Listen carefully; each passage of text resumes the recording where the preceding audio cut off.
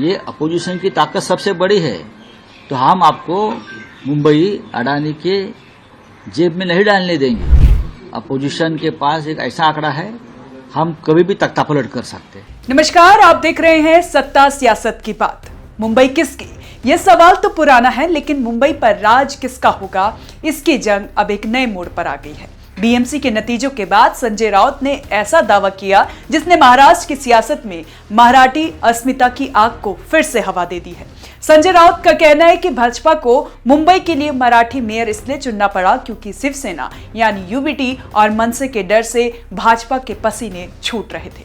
आज हम इस वीडियो में खोलेंगे संजय राउत के इस बयान की परतें। क्या ये वाकई शिवसेना यूटी की नैतिक जीत है या फिर ये अपनी हार को छिपाने की एक नाकाम कोशिश? चलिए शुरू करते हैं।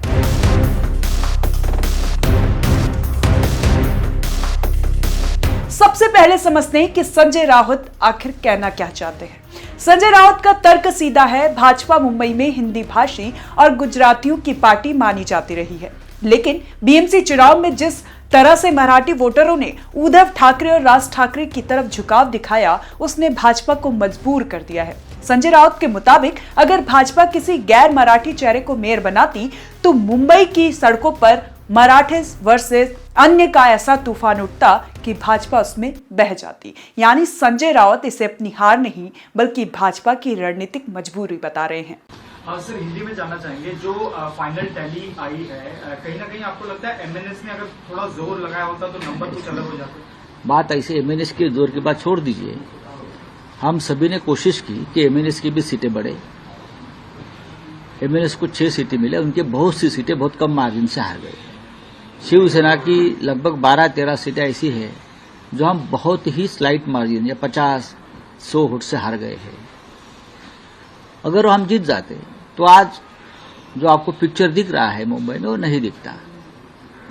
फिर भी बीजेपी और शिंदे के पास सिर्फ 4 का बहुमत है और लगभग 105 कॉरपोरेटर्स अपोजिशन में है। ये बहुत बड़ी ताकत है।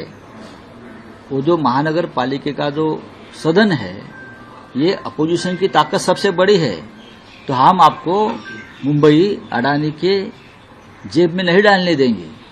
या ठेकेदारों का राज आप लाना चाहते हो यहाँ, वो हम नहीं लाने देंगे। अब आते हैं सिक्के के दूसरे पहलू पर। क्या ये सिर्फ एक बहाना है? देखिए, आंकड़े झूठ नहीं बोलते। अगर भाजपा ने मेयर पद के लिए मराठी चेहरे को चुना है तो इसका मतलब ये भी है कि उनके पास मराठी विधायकों और पार्षदों की संख्या अच्छी खासी है।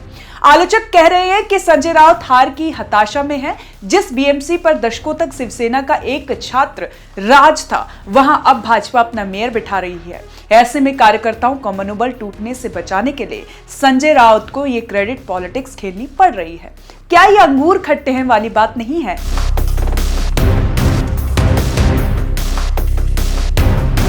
भाजपा की रणनीति को समझिए। अमित शाह और देवेंद्र फडणवीस जानते हैं कि मुंबई जीतने के लिए सिर्फ विकास काफी नहीं, अस्मिता भी जरूरी है।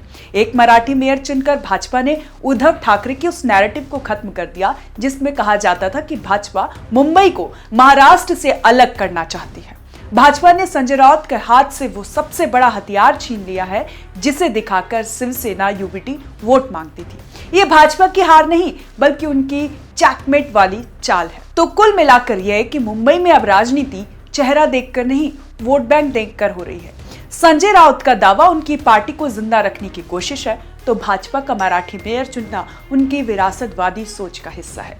लेकिन असली सवाल ये कि क्या सिर्फ मराठी मेयर होने से मुंबई की समस्या हल होगी या फिर ये सिर्फ कुर्सी की अदला बदली का खेल है?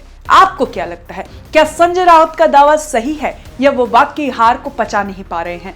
कमेंट सेक्शन में अपनी राय जरूर दें और देखते रहें ओएनओजी न्यूज़।